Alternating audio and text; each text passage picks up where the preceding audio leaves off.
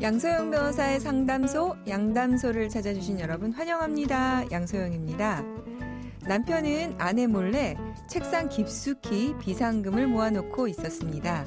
어느 날 아내는 청소를 하다가 남편의 비상금을 발견하게 되었고요. 그날 이후 현금이 필요할 때마다 남편의 비상금을 가져다 썼습니다. 남편은 한참 후에야 자신의 비상금이 없어진 사실을 알고 크게 화를 내면서 이거 절도죄야! 라며 큰 소리를 쳤는데요. 자, 남편의 주장처럼 비상금을 쓴 아내는 절도죄가 성립할까요? 법무법인 승인 양소영 변호사입니다. 네, 집에서 비상금을 찾는 사람이 임자 아닌가요? 네, 이 정도는 다 알고 계실 것 같은데요. 남편의 비상금을 몰래 쓴 아내 절도죄가 성립하지 않죠. 네, 다른 사람의 모아둔 현금을 몰래 가져다 쓴 행위는 절도죄에 해당하지만 아내의 경우에는 친족이기 때문에 절도죄가 성립하지 않습니다. 일반적인 경우에 형법상 구속요건이라고 합니다. 자, 구속요건에 해당하면 처벌이 되지만, 이것뿐만 아니라 위법성이나 책임까지 성립을 해야 되는데요. 직계혈족이나 배우자, 동거친족, 동거가족의 경우에는 처벌이 면제되는 규정이 있습니다. 그래서 이거를 친족 상도례라고 하고, 이 때문에 처벌이 면제되기 때문에 처벌받지 않는 규정입니다. 그렇다 하더라도, 자, 아내가 가져다 쓴 비상금, 네, 남편을 위해서 그 사이에 남편 알기 전에 다시 돌려다 놓으면 좋으실 것 같습니다. 부부관계를 위해서요.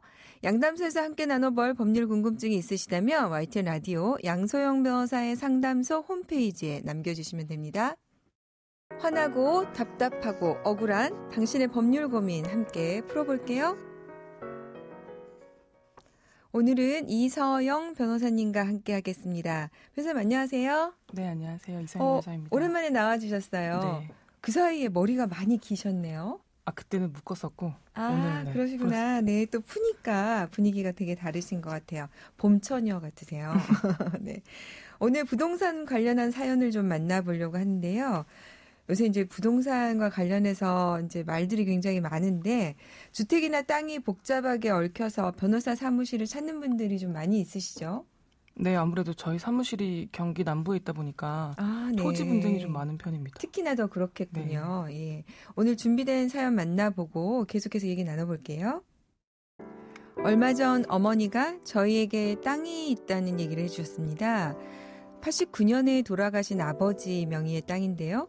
등기 신청이 번거로워서 아직까지 할아버지 이름으로 등기가 되어 있습니다. 그 땅은 할아버지가 살아계셨을 때 아버지에게 증여를 하셨던 땅인데요.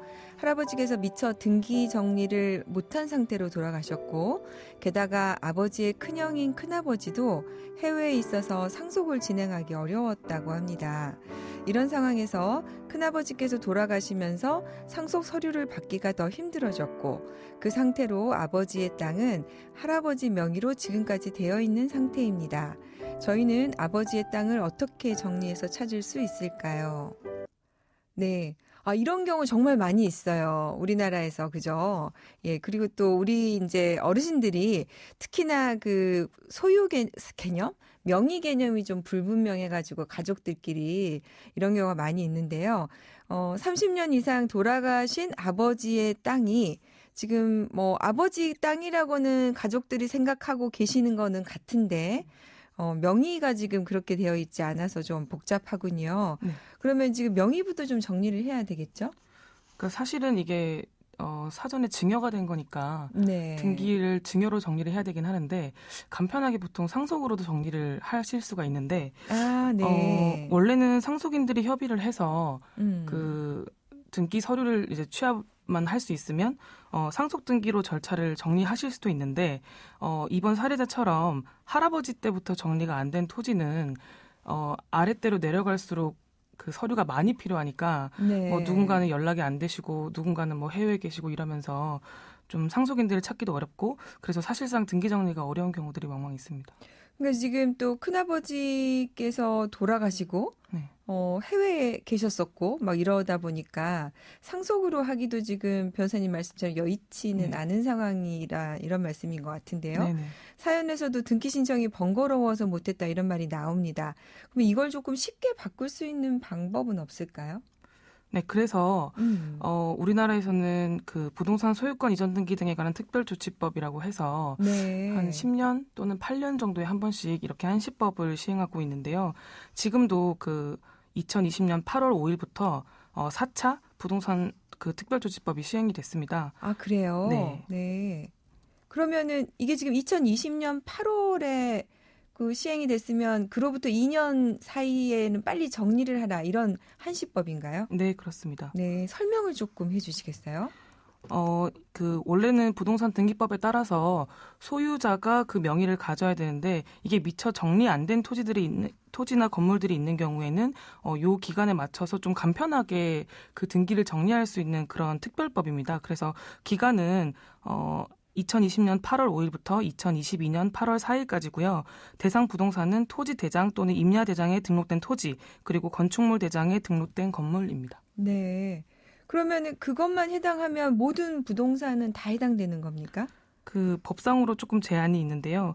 시간적으로 일단 1995년 6월 30일 이전에 매매, 증여, 교환 등 법률 행위로 인하여 사실상 양도된 부동산 및 상속받은 부동산이 해당될 수 있고요. 네. 그리고 95년 6월 30일 이전부터 소유권 보존 등기조차 되어 있지 않은 그런 토지들도 많거든요. 네. 그런 부동산이나 소유자 미복구 부동산 등이 해당이 되고요. 그리고 해당이 된다고 하더라도 그 소유권 귀속에 관한 분쟁이 있는 부동산의 경우에는 이 법을 적용할 수 없습니다.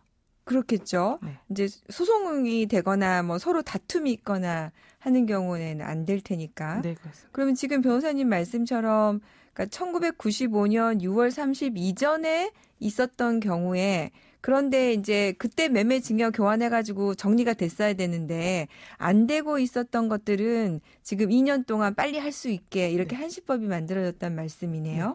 그러면은 우리 사연으로 돌아가면 지금 89년에 돌아가시면서 아버지에게 증여된 거니까 해당이 되는 겁니까? 그렇죠. 그러니까 사연자의 경우에는 이제 89년도에 아버님이 돌아가시고 할아버님이 그 이전에 네. 그러니까 89년도 이전에 증여를 하셨으니까 이제 해당이 되시는 분이죠. 네. 이런 법이 있다는 거 사람들이 사실 저도 변호사지만 잘 몰랐거든요. 굉장히 유용한 정보 같습니다. 그러면 조금 더 자세히 들어가 보면 지역은 상관없습니까? 그 일단 대부분의 도시 지역은 거의 안 된다고 보셔야 될 것 같고 그 읍면 지역은 대부분 모두 해당이 되고요. 네.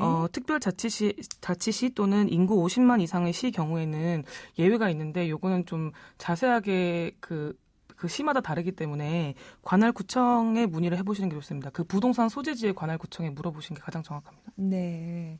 그러면은 지금 우리 사연으로 보면은 그게 지역이 해당되는지는 좀 불분명하군요. 그렇죠. 사안으로 봐서는 해당될 수 있는데 네. 지역이 거기에 그 조치법에 해당할 수 있는지는 아까 어디에 물어봐야 된다고 하셨죠? 그 부동산 소재지의 관할구청에 여쭤보시는 게 가장 정확합니다. 네, 관할구청에. 네. 자, 그러면 이런 특별조치법에 따라서 상속당을 정리를 할 때 주의할 점이 조금 있을까요?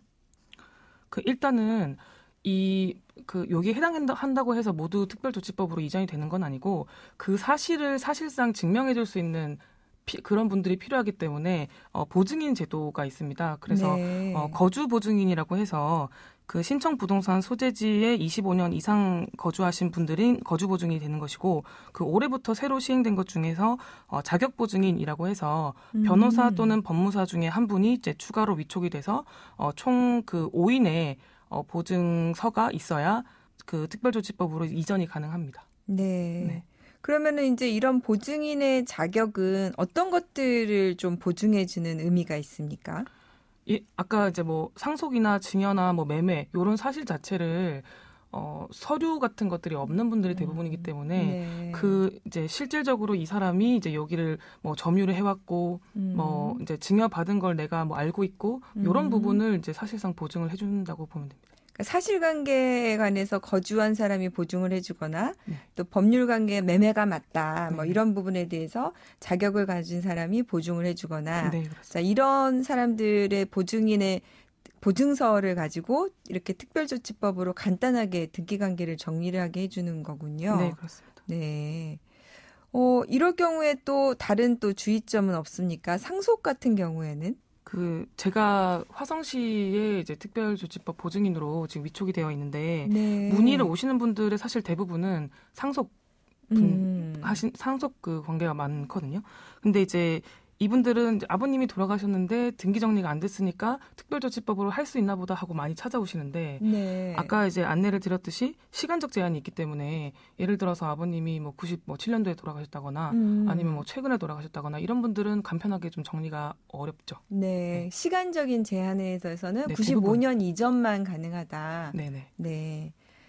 오늘 지금 이서영 변호사님이 소개해 주신 한시법에 대해서는 많은 분들이 좀 모르시고 있는 분들이 있는데 95년 이전에 이루어진 경우에는 이 기간 내에 등기를 정리할 수 있으니까 매우 유용할 것 같습니다.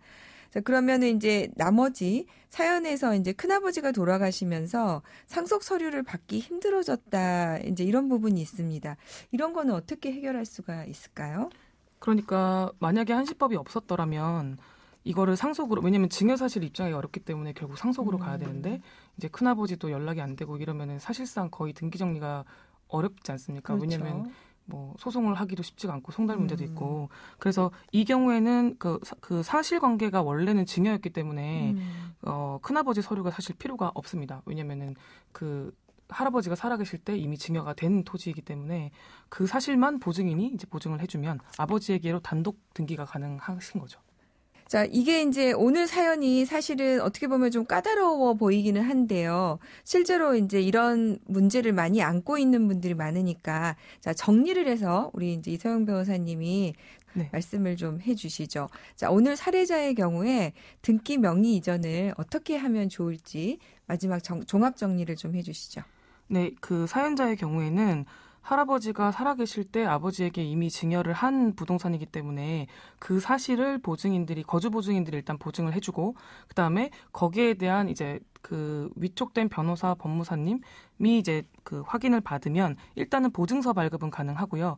그 나머지 이제 다른 절차적인 그런 이제 소명을 거친 다음에 등기소에 방문을 하게 되면 일단 등기 이전은 가능합니다. 근데 네. 그 등기라는 것이 신청하시는 분들은 보통 이제 아버지도 이미 돌아가셨기 때문에 본인 이름 또는 이제 다른 상속인들 이름으로 정리가 가능하다고 이제 알고 계시는데 그건 아니고 95년도 이전에 일어났던 법률 관계만 정리가 되기 때문에 사실은 아버지에게로까지만 이전이 되는 것이죠. 그래서 그 이후에 다른 상속은 또 다른 상속 등기 절차를 거쳐야 됩니다. 아, 네. 그러니까 특별조치법에 의해서 가능한 것은 이제 아버지까지로만 가능하고 그렇죠. 네. 그 이후에 이제 아버지가 돌아가신 이후의 상속은 또 별도로 진행을 하셔야 네네. 된다. 예. 변호사님 오늘 감사합니다. 네, 감사합니다. 예, 다음에도 잘 부탁드릴게요. 양소영 변호사의 상담소 양담소는 내일 또 문을 엽니다. 끝곡 소녀시대 다시 만난 세계 들려드릴게요. 양소영이었습니다.